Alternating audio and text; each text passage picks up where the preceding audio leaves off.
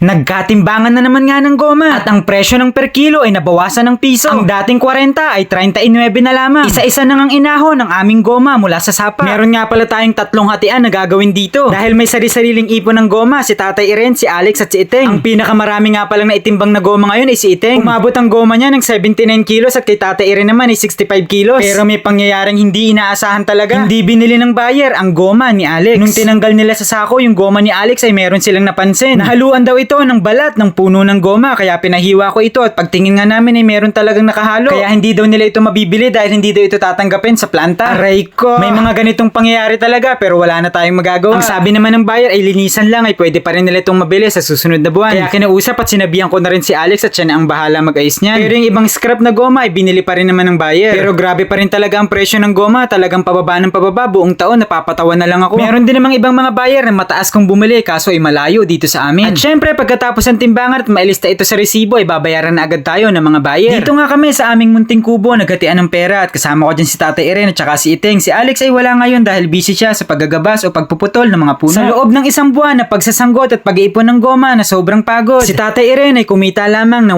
1,270 pesos at si Iteng naman ay kumita ng 1,540 pesos habang si Alex ay 312 pesos lamang at ang pantay na kalahati ng kinita ay bibigay natin sa may-ari ng lupa.